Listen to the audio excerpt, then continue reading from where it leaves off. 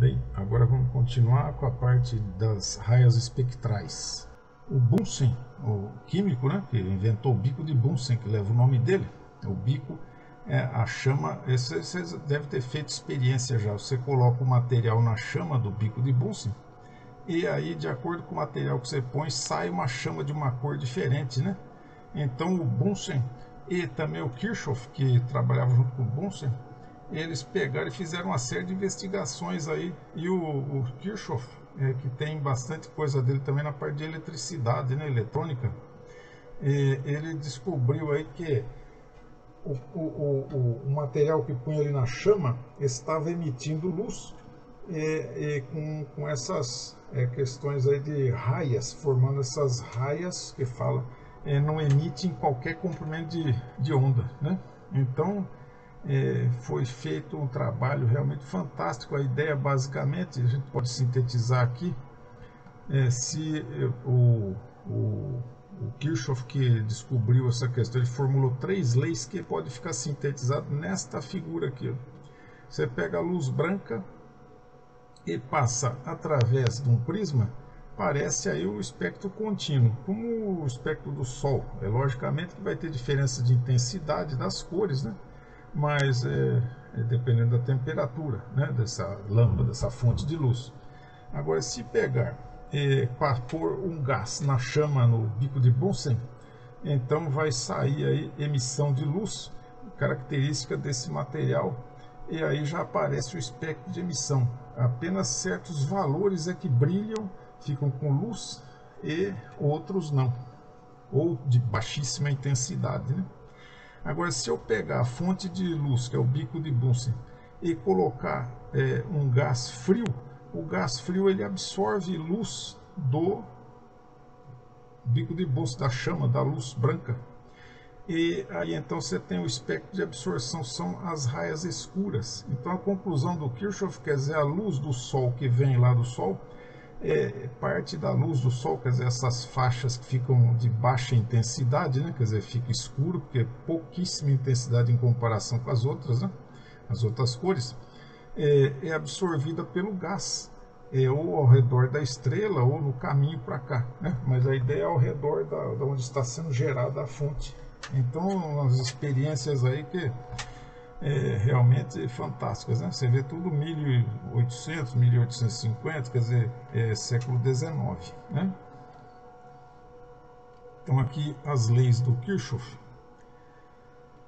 leis empíricas, quer dizer, não é nada teórico, é de fazer experiência e observar, e de várias situações diferentes ele abstrai ali uma lei empírica baseada na experiência. Então ele percebeu aqui, fez a primeira lei do espectro contínuo, quer dizer, qualquer corpo opaco quente, seja ele sólido, líquido ou gás, emite um espectro contínuo, que é a chamada de radiação de corpo negro ou espectro térmico, só dependendo da temperatura do corpo. Seria então a radiação de corpo negro.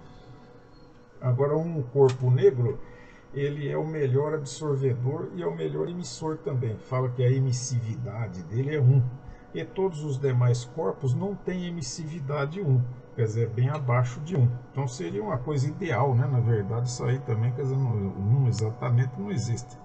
Mas a ideia é essa aí, né? Agora, a lei do espectro de emissão e a lei do espectro de absorção. Então o gás que você pega e coloca ali na chama, né?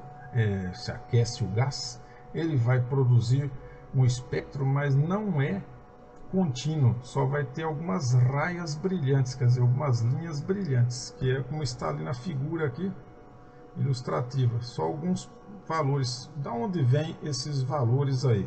Aí isso demorou muito para conseguir obter a explicação dos níveis quânticos, né? Quando o elétron decai de um nível para outro, ele emite luz, mas quer dizer, aí é questão empírica mesmo, né?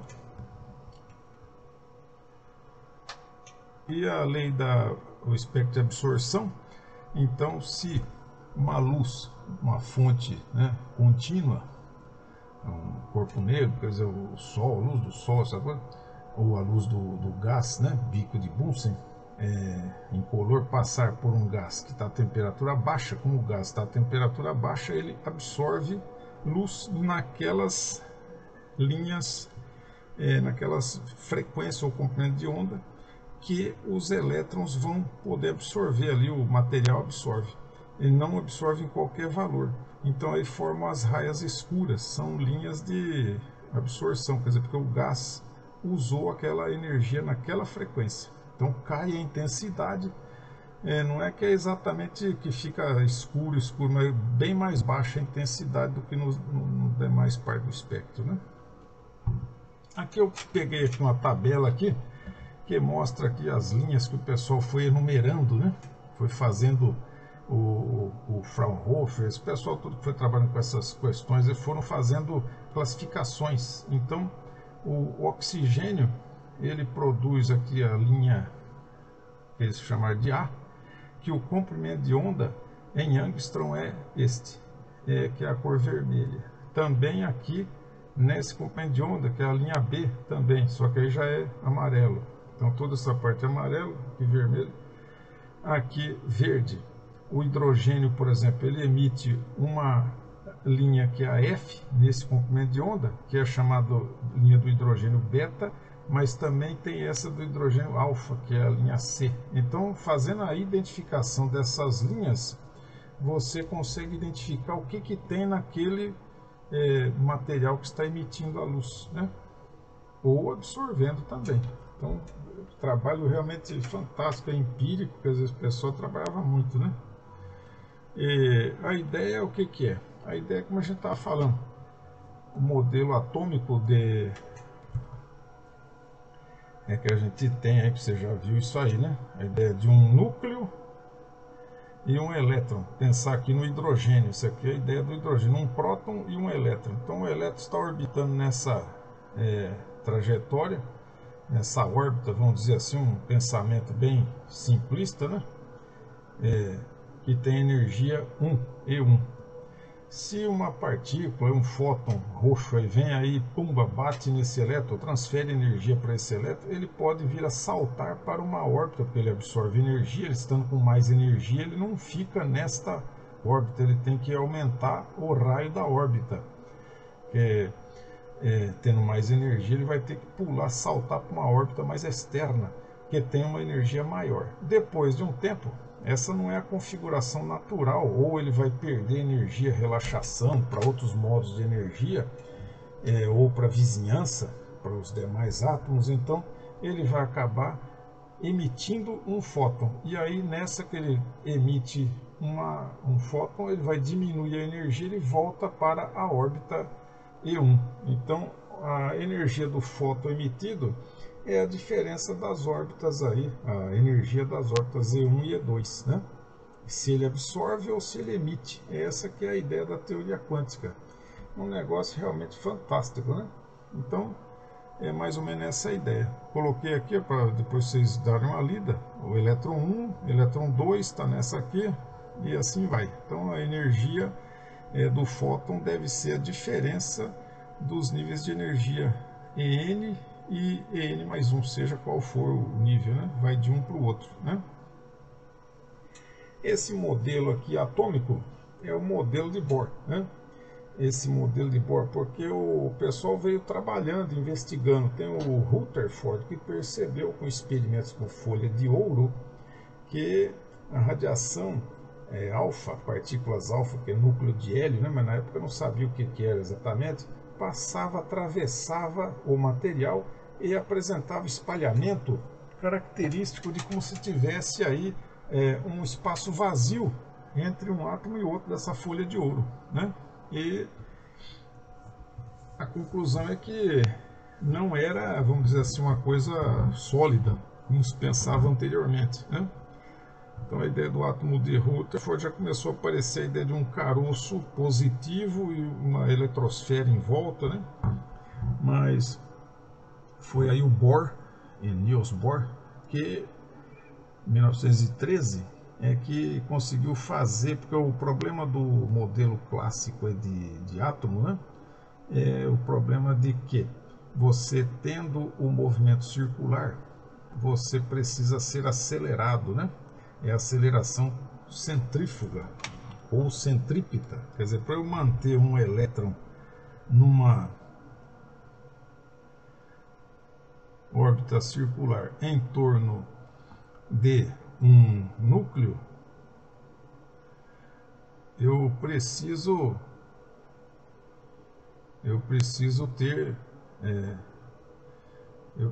ter aí uma aceleração, é a aceleração centrípeta. Aí já se sabia que carga elétrica acelerada ou desacelerada, ela tem que ser, se ela tem que ser acelerada, ela tem que receber energia, né? Agora, se ela vai desacelerar, se eu vou brecar o elétron, então ele tem que ceder energia. Então, a ideia é que teria que haver aqui a questão da estabilidade do sistema, que era o problema. Então, por isso que o Bohr postulou o seguinte, que o elétron só pode orbitar o núcleo em certas órbitas. Essas órbitas são estacionárias. Se estiver nessas órbitas, o elétron está com a energia constante. Ele não irradia, ele não emite luz, se ele estiver nessas órbitas. Então, o Bohr postulou a existência de órbitas estacionárias, um negócio que fugia aí a ideia da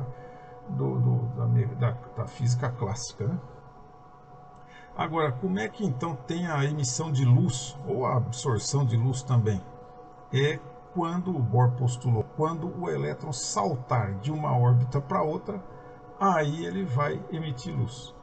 E a energia, como eu escrevi ali, é a diferença de energia de uma órbita estacionária para a outra. Para ele